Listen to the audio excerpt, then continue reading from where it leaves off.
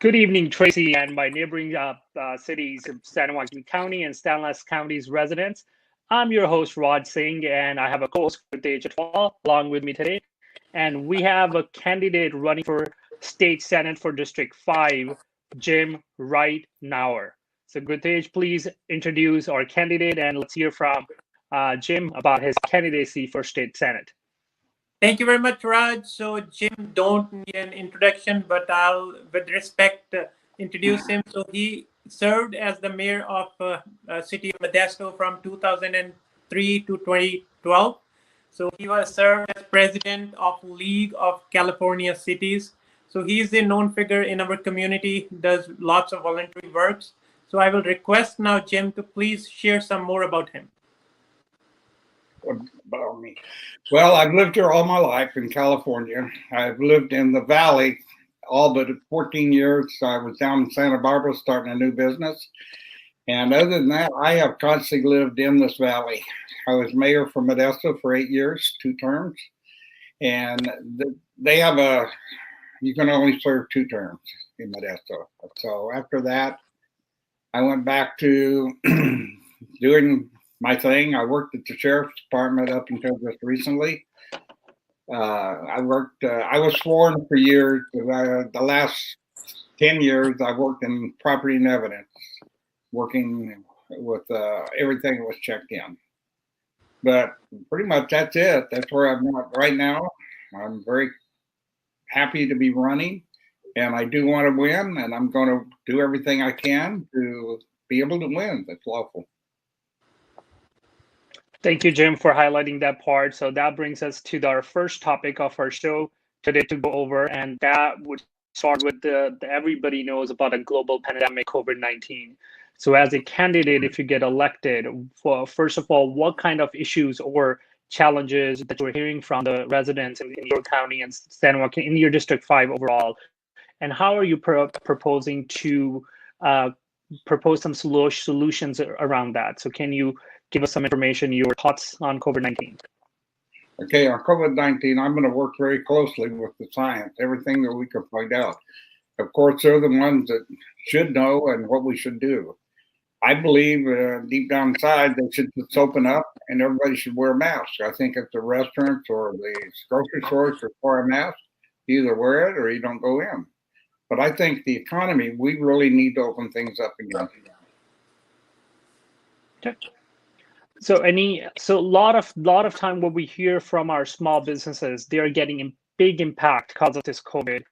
They're not opening up, and so right now, recently we're opening up with the conditions, the restaurants and some other hair salons and all that, all the small businesses. As a recovery plan, anything that you would like to share around that? What can be done better, or in your vision, what's working and what's not working? Well, I believe, as I said earlier, they should open it up. I think that the restaurants, the grocery stores, all should require masks. I think until we get over this, and we've already proven wearing masks, we're reducing our hospitalizations and everything in Stanislaus County, I know. And I just believe you open it up and you let the owners decide about masks. I travel around here in Modesto and Stockton, and there's a lot of places that require them. I wear a mask. But I think other than that, if we don't start opening up, I think there's going to be a lot of businesses that can't make it through this. And with everything, I think when they don't agree, don't use what they've told us to do, and wear masks, stay apart. That's the other thing. You have these big parties going on, and I'm surprised that out of a few of those beach parties, we didn't have a lot more COVID. But I think we have to listen to the people who knows. One of the things is we really need to focus on bringing business back, because the small business owners, even some of the larger business owners that ain't open, we're hearing daily where they're not going to come back. The other thing we need to do is lower the tax and regulations on business. I mean, to a point right now, who would really want to start a business in California or in our counties? We tax them. When I was mayor, I thought it was ridiculous what we could charge. So many people never didn't even come into Modesto. but you have to work with businesses. We need the businesses here, especially in our county and San Joaquin County. Thank you, Jim, for highlighting on that topic. And I would ask Ritesh to keep us moving to the next topic. Ritesh, please go ahead. Thank you very much, Jim. As you mentioned about the businesses, so one of the biggest agriculture business or the job producer in our Central Valley, so which faces the issues of water. So water issue comes here and there. So last year there were tunnel issues, then it got scratched. But those kinds of scenarios comes hinders our agriculture. So what do you think about where we are with respect to water, and how do you see the future for water with agriculture? For water, I see the future. We got to keep our water in our areas. I mean, we have agriculture that we're serving so much of the country. And I just believe the water needs to stay right here in our county. We don't need to be shipping it down south or anywhere else. That water should stay right here. The same way about the tunnels. I don't agree with the tunnels. Anything that takes water out of our area, out of our counties, out of our, Northern California, where most of the agriculture is, I'm against it totally. So, Jim, just following up on that, so what solutions in that direction do you think? Like, there were talks, in future there will be talks, because Southern California, that population is increasing. And in 20th century, we had the delta, the levees to channelize the water to Southern California. So the water resources, California's resource, but how do you think those discussions, so in future, how can we keep the water in Central Valley? Well, I just think we have to work hard to keep it in the valley. I mean, some of the things that could happen, I think tunnels for sure, they should not be even part of our water. We have to some way solve the problems either by locally, and I think the state of California needs to be there too. I think we need to go up to Sacramento and we need to speak for the valley. We need to make sure that we're not going to lose anything. On the Delta tunnels, as I told you earlier, I'm completely no against the tunnels. I don't think there's anything good come out of it. No, thank you very much, Jim. So I'll now take it back to Raj. So please. All right. So now moving into, if we talk about the public safety and law enforcement, those two things goes hand parallelly together. So what's your stand? What's your viewpoint about public safety and law enforcement? Well, public safety, I think, is one of the biggest things that we have to have in our areas. This whole thing about defunding police is crazy. Without the law enforcement, you got to live by laws. And without them, we're going to be all sitting out here wondering what's going to happen next. I mean, we watch TV, we see what happened in Seattle and all these different areas. We just don't need that. We need to back our police, back our law enforcement, and our whole first responders. I mean, fire, police, and the emergency ambulances. They need to be here. I used to work there for a lot of years in the medical field. I was 50 years in the paramedics. From 1955, I saw how that grew. And we're saving lives out there. But we need them, and we got to keep them. We can't shut them down. If we shut them down, there's going to be a lot more people injured because, there's so many people out there that don't follow the law. They don't want to follow the law. They want to agitate. They want to cause problems in these peaceful protests that's going on. As long as they continue to fight it all the time, we're not going to win anything. We have to shut down this violence that's going on. And we have to shut down the idea that if we got one bad cop does something wrong, well, that doesn't paint it all over. And I think just like business, I run that business like for 50 years, and I had bad employees. We had to get rid of them. You just do what you have to do and do what's right for the people. Thank you, Jim, on that part. But the next topic goes to you. Yeah, just adding there, Jim, as you mentioned, that's law enforcement. You are for law enforcement, but as you mentioned, we all are watching on the TVs, so there's some trust in the communities, in the citizens, that is deteriorating. How do you think that trust can be built up in our law enforcement agencies? Well, I believe we need to get citizens involved to sit down and talk about what do they see in their cities? What do you see in your counties? What can we work towards instead of fighting against each other? I mean, I know a lot of people think we ought to have police committees above the police officers that look at everything. Well, I'll tell you right now, how many citizens would really know about the workings of the police departments and law enforcement agencies? You don't know that. Yeah, I just believe that we need to be working with our law enforcement agencies. I think there should be citizens involved. But as far as citizens being involved in the day-to-day operation, they don't know what's going on, and they don't understand what by law what we're allowed to do and what we're not allowed to do. And I just think they need to come up with a way in all our cities and counties. And I know here we've had, I know downtown Modesto Police Department has had meetings. The chief has them in most of the different things. And I do believe we have to get together and work together.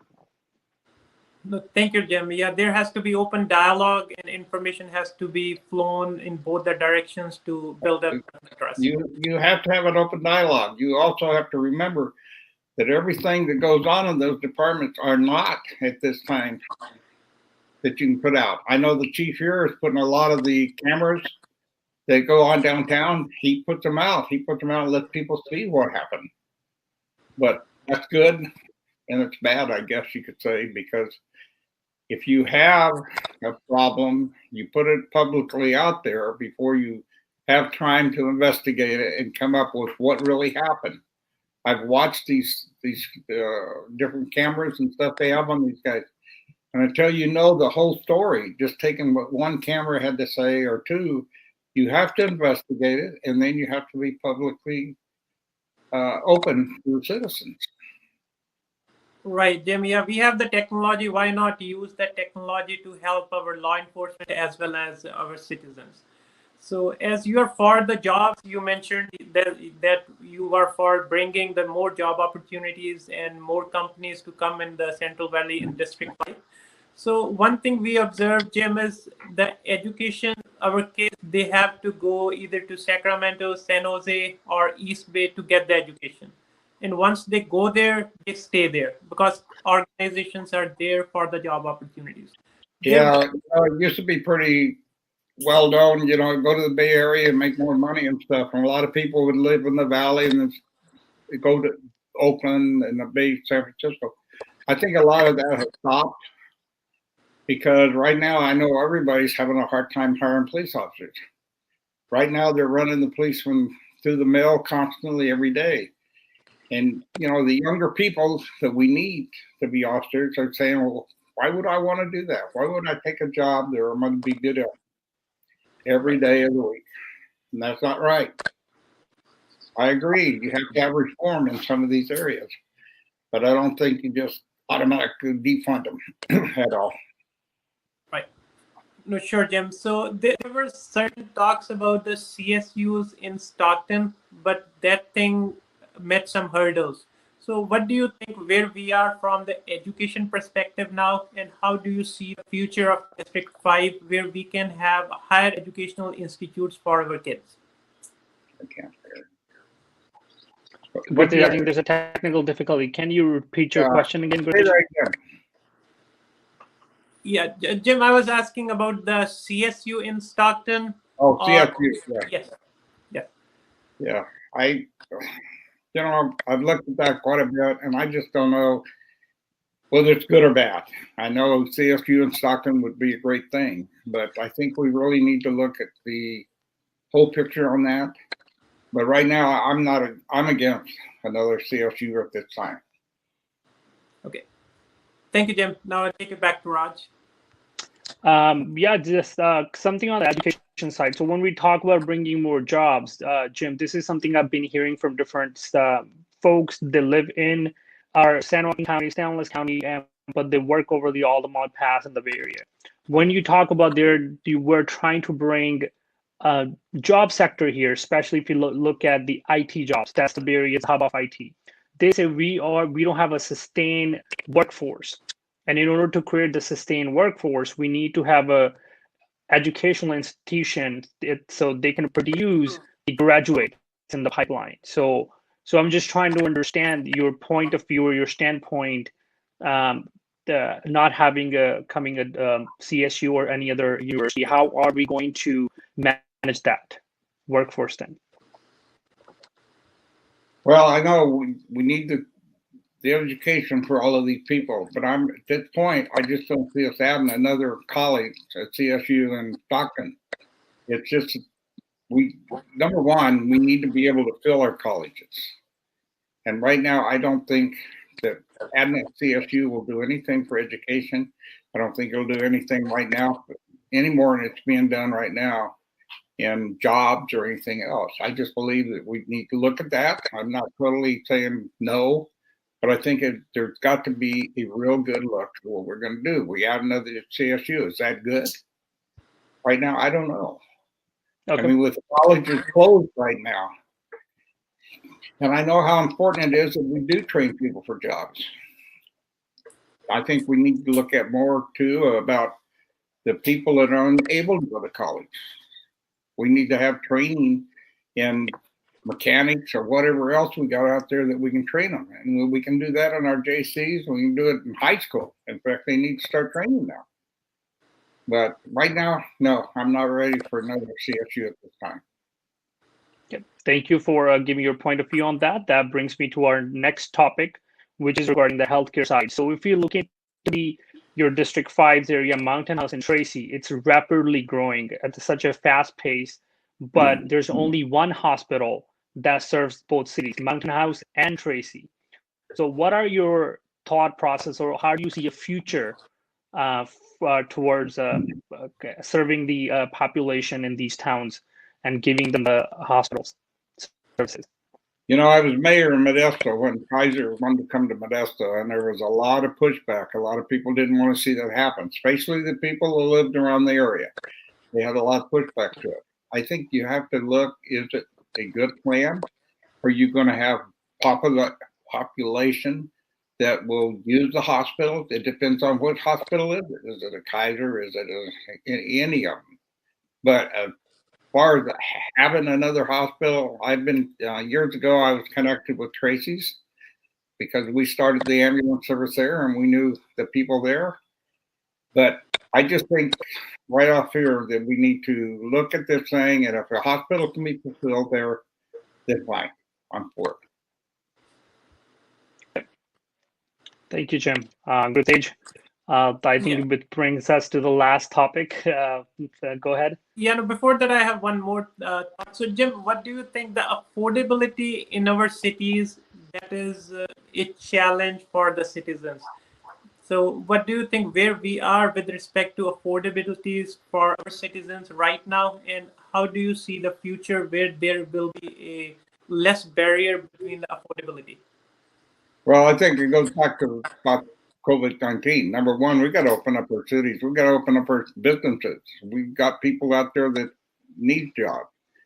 But I tell you, one thing we don't need is any more raise in taxes. Those gas tax or lower taxes, and you'll see a lot of things change. You'll see a lot of people coming back. I mean, I have family members that have left California in the last year and a half, have moved to Idaho strictly because of taxes. I mean, they can go to Idaho and live a lot better than we do here because they don't, with the DMV tax, all those taxes have got to be lowered. We got to quit raising taxes and shoving people out of California. They're shoving them out of our own city. You know, you have the building go on, and then all of a sudden you got more people, and then the next thing you know, they pass another tax law and they leave. So I'm totally against any increase in taxes at this time. Thank you very much, Jim. So moving along, Jim, about the homelessness. So quarter of the population in our country lives in California, which is homeless. And this COVID is creating a challenge. So what do you think where we are with respect of homelessness now, and how do you want to tackle it in the future? I'm going to have to repeat that one. I didn't hear it very well. So Jim, about the homelessness, so how do you think where we are now with respect to homelessness, and how do you see the future? Well, I can see the future growing. I think we can get out of this COVID-19. I think we need to, like I said, we need to open up businesses. We've got to get people back to work. I mean, I hear this all the time about unemployment and stuff. People are being paid more than they were working. But we got to do something about that. We need people back to work. I mean, when people can sit home and do nothing and make more money than they were making, we need to look at the whole system. Something isn't right. And if we don't get together and look at that, none of it's going to win. It's got to open up our businesses. And like I said, we got to lower taxes, and we got to quit raising these taxes on businesses. Businesses can't even open up because of the taxes that we're charging. Sure. Thank you, Jim. I think we got a bright future. I really do.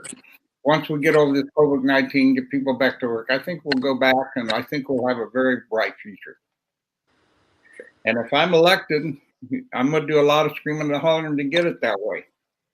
I want people to have an open door to get to us, get to the legislature, get to your city council, board of supervisors. I hear this all the time. Well, I called them 12 or 15 times and never returned calls. Hey, you're there because you were elected to do a job. And part of that job is you talk to people, you ask questions. There's none of us that can sit here and make all these decisions unless you sit down and you actually look at what's going on. You got to ask questions. You got to get out in your communities. Find out what's going on. Just don't sit in your office thinking you're going to make all these good decisions. Thank you, Jim. Thank you for highlighting on all these topics that we heard from the different residents they would like to hear. So we really appreciate your time and energy for being with us. And at the last, if you would have to say something to your voters, something that we missed to ask you to address, please go ahead. You can address that. Well, I just want to see people get out and vote, and I want them to pick the right candidate for the job. Listen to how they talk. Listen to what they're saying. But follow up on what do they actually do. What do we do in our communities? Look at mine. I was 8 years mayor in Modesto. We went through the 2008 housing market. We didn't declare bankruptcy, but that took a lot of work. It took a lot of work of the 7 members on the council, plus our management in our city worked very close with us, and we made it through that. We worked with the unions. We worked with all the different people that wanted to do something wrong. You have to sit and talk to people. You just don't sit in your ivory tower or whatever they want to call it and think you're going to make all these good decisions. You're not. You have to talk to people and be very open to them and be very transparent to them. Because I know not being transparent is a problem. My 8 years, I had an agreement with Modesto B. Every Wednesday, they sent somebody in our office, myself and the city manager would sit down and they could ask any question they wanted to. Well, you got to have an open policy. You can't hide behind those closed doors because sooner or later it will come out. And it wasn't good for the people. Thank you, Jim. At last, if, like you said, follow up with your candidates who have any question to clarify, we would encourage the audience to reach out to Jim on his Facebook page. Or Jim, can you please provide your contact information that you wanted to give it to the public? Confidential information? Is that what your contact information that you can share with the public. I think we need to. I know a lot of times that we try to close our offices. You can't do that. You have to be transparent to everything if you can be transparent about. I'm not saying that you just open the floodgates or something, but anything that we can sit down and talk to people, we need to be transparent. Look, thank you very much, Jim. We appreciate, and we would encourage our listeners to please follow up with Jim for any question or send those questions to us. We will send those questions to Jim for get them answered and make an informed decision for November 3rd. So before we end, Jim, so any message for the voters, how they will remember you? How people going to remember me? I hope they remember me being good, doing the job that people, if I'm elected, doing the job that people expect. I did it when I was mayor. I can do it again as senator. But I would expect people to just, I would want people to think of me that I did what I promised. Thank you, Jim. Thank you so much for your time today, and we wish you good luck as well, and have a wonderful evening. Thank you very much. Thank you very much. Thank you.